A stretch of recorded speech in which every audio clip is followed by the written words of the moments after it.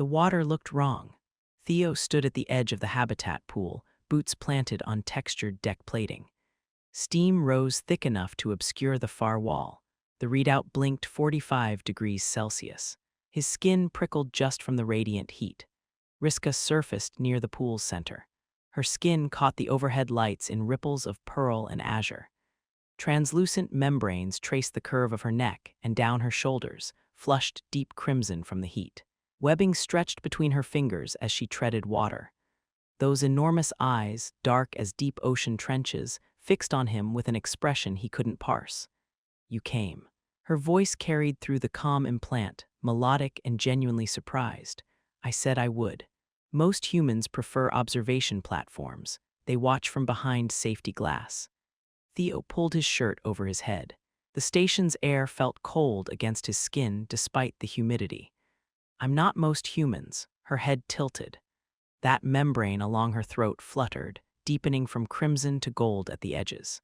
The water around her shimmered with rising heat. Curiosity, concern, he kicked off his boots and stripped down to the swim trunks he'd brought from Earth. Regulation diplomatic attire didn't include swimwear for thermal pools. He'd had to improvise. "Ambassador, you understand the risk." Her words carried weight now. "Your species lacks thermoregulatory adaptations for this temperature range. Prolonged exposure will cause hyperthermia, cardiovascular collapse, cellular damage. This environment is lethal to you. I can manage. For how long? Long enough."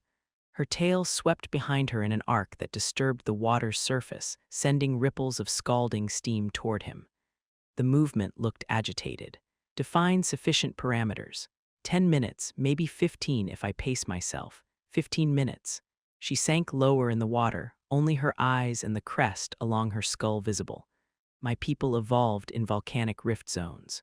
Thermal vents, superheated currents. This temperature is comfortable for us. For you, it's cooking flesh. Good thing I heal fast." Theo. The way she said his name carried layers the translator couldn't capture. Warning, plea. Something else that made his chest tight. He sat at the pool's edge and slid in. The heat slammed into him like a physical blow. Every nerve ending screamed protest. His skin flushed red instantly, blood vessels dilating in desperate attempt to cool his core. Sweat broke out across his shoulders and face. His lungs pulled shallow, rapid breaths against air thick with moisture. He pushed away from the wall anyway. Riss'ka watched him paddle closer, each stroke sending jolts of pain through overheating muscles. Her webbed hands moved in tiny adjustments that kept her stationary. He kicked harder, arms pulling through water that felt like liquid fire. "You're in pain," not her voice, her observation, clinical and devastatingly accurate, adjusting. "Your skin is already showing thermal damage, capillary stress. Elevated heart rate approaching critical threshold. We make do." She circled him, those dark eyes tracking every movement, every wince he tried to hide. "Your limbs are inefficient in this medium. No webbing, no thermal insulation layer. Dense bone structure working against buoyancy. You're fighting the water and losing. We make do," he repeated through gritted teeth. "Why?" Her voice sharpened. "Why attempt something your physiology rejects so violently? Because you're here." The words hung between them. Riss'ka went completely still. Even her tail stopped moving. She sank until only the top of her head remained above water, as if the depth could hide whatever expression crossed her face. Theo's entire body screamed. 90 seconds in and his muscles trembled, heart hammering against his ribs. Sweat poured down his face, mixing with pool water hot enough to scald. His vision swam at the edges. Riss'ka surfaced directly in front of him. Close enough that he felt the water displacement against his chest, the heat radiating from her skin mixing with the thermal currents. "You're cooking." Core temperature elevated beyond safe parameters. Cardiovascular strain approaching failure threshold. Cellular protein degradation has begun. "I'm fine. You're dying." Her membrane flared wide, brilliant gold shot through with veins of crimson. "Measurably dying in water that sustains me. This isn't diplomacy, this is self-destruction." "Then I'm self-destructing slowly." That throat membrane blazed brighter.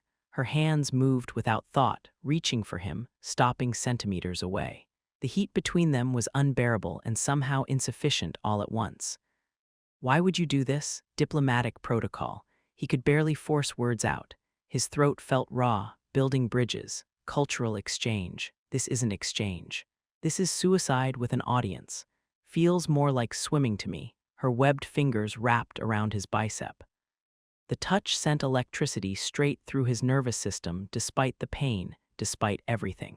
Her skin was impossibly smooth against his overheated flesh, textured with something between scales and silk that his fingers ached to explore further. She pulled him toward the pool's edge. You will exit now. No, Ambassador Theo. My name is Theo. She released him so fast he nearly went under. Her tail lashed hard enough to send scalding water across his face.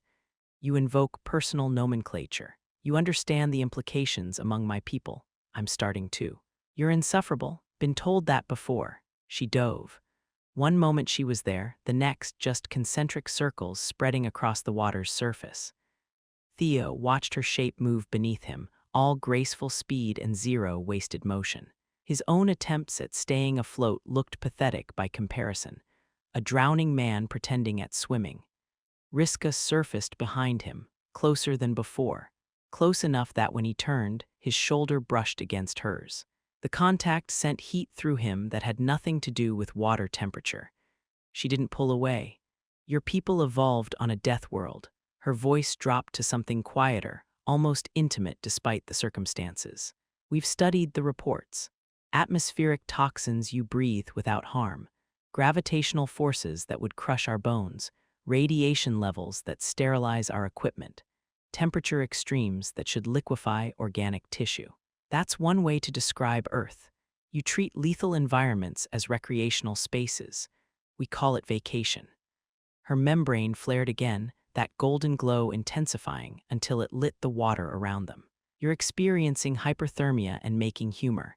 If I'm going to cook, might as well enjoy the process. Theo. Her voice dropped to barely above a whisper. The calm translation stripped some quality from it, but not the weight. Not the emotion threading through each syllable like a current beneath calm water. Why are you really here? Because every morning for 3 weeks you've been in this pool alone. Because the rest of the delegation watches from the observation deck, but never joins you. Because yesterday I saw your face when they called the water beautiful, but wouldn't touch it. When they said thermal adaptation wasn't worth the medical risk. Her eyes widened. Those pupils, already large, dilated until they were nearly black, reflecting his flushed face back at him. You noticed. I notice everything about you. The confession came out raw, honest in a way that violated every diplomatic training module. Such as that you swim in patterns, clockwise in the morning, counterclockwise at night. That your membrane glows brighter when you're angry, softer when you're content. That you touch your collar when uncomfortable. That yesterday, when Ambassador Hayes made that comment about fish people, you didn't translate it, but I watched your hands curl into fists. Riss'ka went absolutely motionless. Even her gills stopped their rhythmic flutter. You observe beyond professional requirement. Professional requirement doesn't cover half of what I've been observing. Her skin shifted color, deeper blues spreading like watercolor across her shoulders, down her arms. The membranes along her throat pulsed in rhythm with something, heartbeat, maybe, or whatever her species used for cardiovascular function. Your species finds mine aesthetically pleasing. She spoke slowly, carefully. We designed our diplomatic forms for maximum appeal. You said so yourself in the briefings. Large eyes, graceful movement. We are, in your terminology, weaponized attractiveness. Are you asking if it's working? I'm asking if your observations are compromised by biological attraction. Theo's feet barely touched the pool bottom. His calves screamed. The water pressed against him like molten glass. Every breath hurt. Riss'ka waited, her entire body language screaming tension despite the stillness. Yes, he met her eyes directly, completely compromised. Have been since you first surfaced, and I saw you move. Since that membrane did that glowing thing. Since I heard you laugh at Ambassador Chen's terrible joke about marine biology. Since I realized that curve of your spine when you dive is the most beautiful thing I've ever seen. She sank low in the water, submerging until only her eyes remained visible, testing honesty against potential deception. But that's not why I'm here. His voice stayed steady even as his body shook. Attraction is easy. Anyone with eyes can appreciate something beautiful. I'm here because 3 days ago, I found you in the observatory at 300 hours, watching Earth footage of bioluminescent oceans. Because you asked me what waves sound like on shore. Because when I described surfing, you closed your eyes and your membrane pulsed like you could feel the water on your skin. I don't understand your species. It sounded like I don't understand you specifically. We're complicated. You risk your life in hostile environments. We do, for connection. Sometimes, for me. Theo pushed forward through water that felt like it was dissolving his skin cell by cell. His arms and legs barely cooperated, but he closed the distance between them. Yeah, for you. Her hands found his waist beneath the water, steadying him, supporting weight his body couldn't maintain in the scalding heat. Her touch was careful, each finger placement deliberate. Those claws he'd seen in briefings never materialized. Just smooth skin against his overheated flesh, her natural temperature finally offering relief against the burning. I've never had anyone willingly enter my environment. Her voice carried something fragile. Never had another species attempt comprehension through shared experience. We are thermal-adapted aquatic. You are temperate terrestrial. The divide is considered insurmountable by both our peoples. Only if you don't try. You're insane, probably. Her membrane blazed gold so bright he could see it through closed eyelids. This time he was close enough to feel the bioluminescent heat it generated against his chest, warmer than even the water surrounding them. Your core temperature has exceeded safe parameters. Cardiovascular strain approaching critical failure. You have perhaps 3 minutes before unconsciousness. How long have I been in? 7 of your minutes. New personal record. Theo. The way she said his name, half exasperation, half something that made his remaining functional neurons misfire, hit him harder than the heat. You need to exit now. Not yet. Why? Because I haven't asked you the question I came here to ask. Her tail wrapped around his leg beneath the water. Not constraining, anchoring, keeping him stable when everything wanted to drag him under.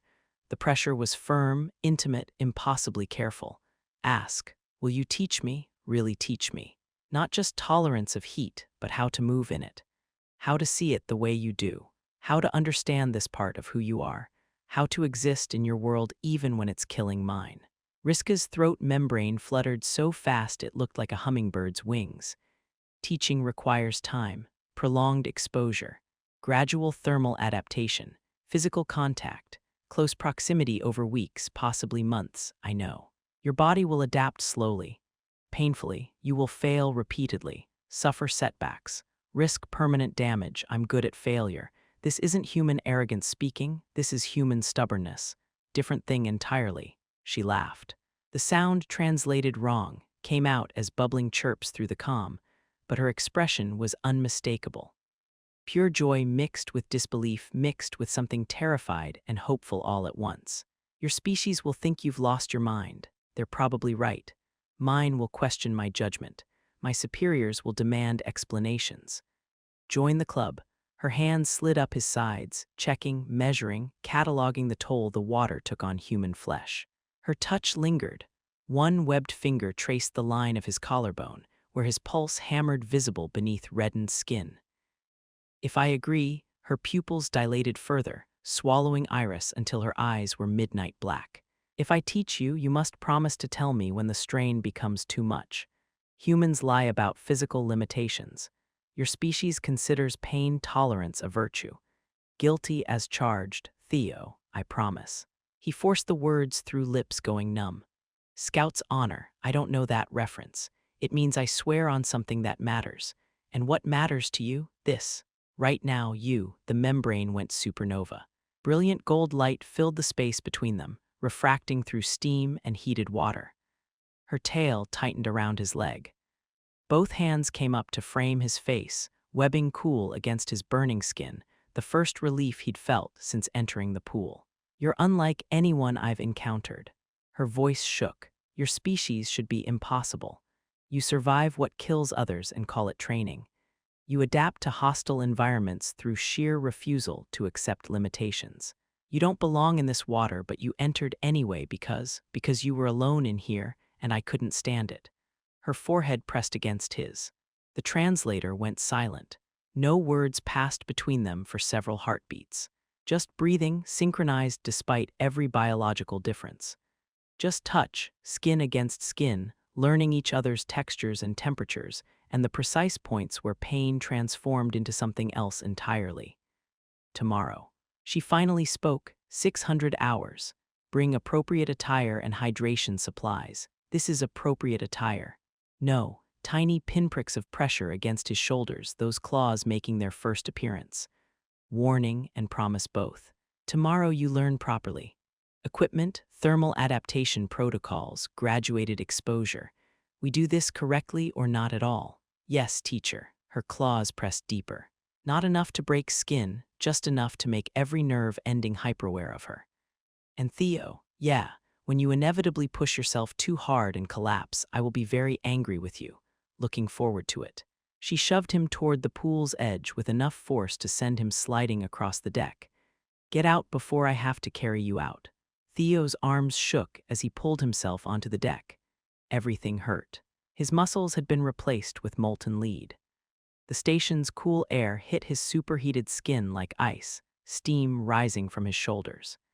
His reflection in the pool's surface showed a man lobster-red, shaking, who just survived something phenomenally inadvisable. Worth it? Riss'ka floated in the center of the pool, watching him struggle into his clothes with hands that wouldn't cooperate.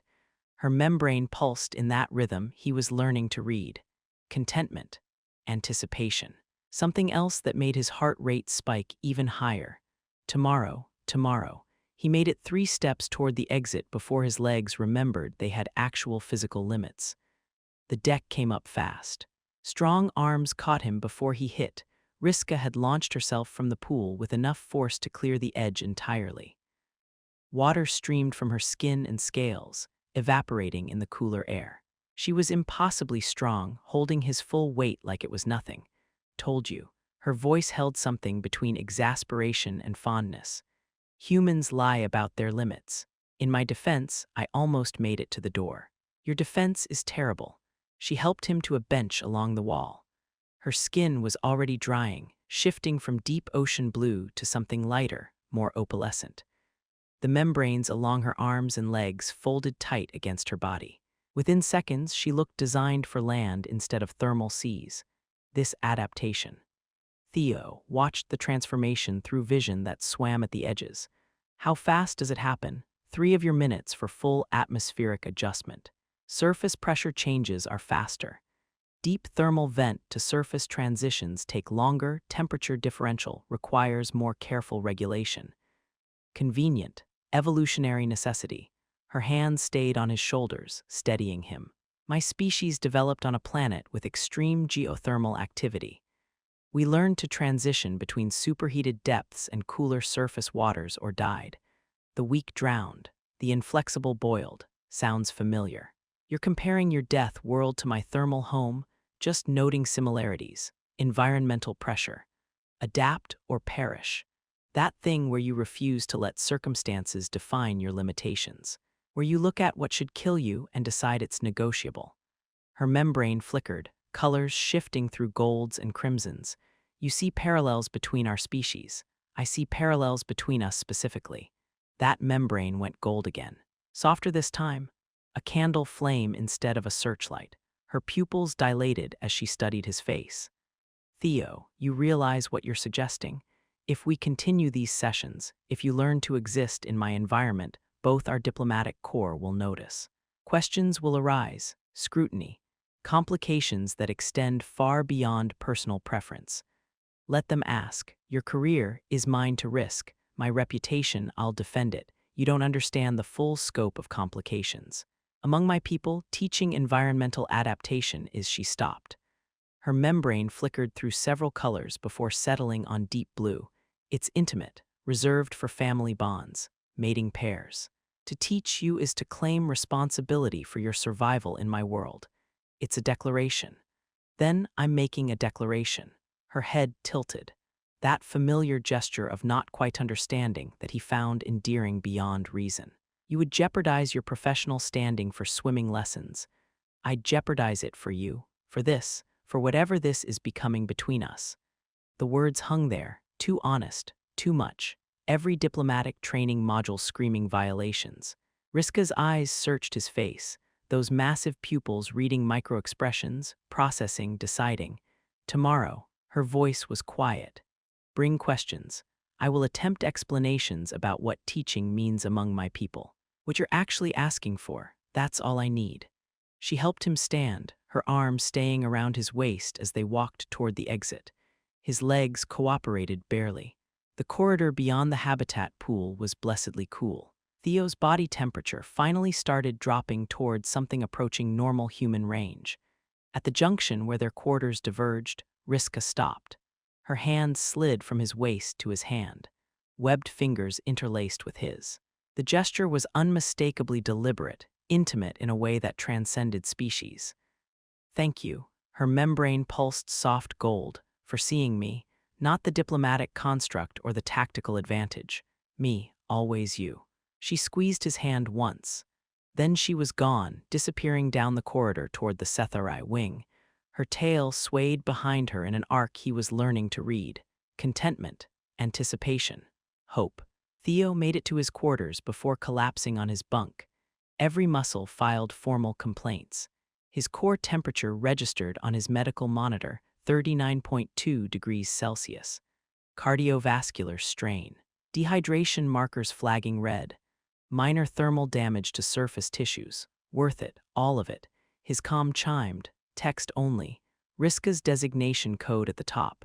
Your biometrics are terrible. Hydrate immediately. Sleep.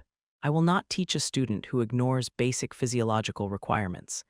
He smiled at the ceiling and typed back one-handed. Yes, teacher. 3 dots appeared, disappeared, appeared again. Finally, impossible human, stubborn human. There's a difference. I'm beginning to understand that difference. Beginning to find it less frustrating and more something else. Good. Tomorrow you can explain it to me while I'm not cooking alive. You were never in fatal danger. I would not have permitted it. I was monitoring every second. I know, I felt you watching. The whole time. The dots appeared one more time. Longer pause. Then, sleep, Theo, dream of oceans. Tomorrow we begin properly. He did dream. Of thermal vents and bioluminescent membranes. Of webbed hands against his skin. Of water that burned and eyes that saw through every defense he'd ever constructed. Tomorrow couldn't come fast enough.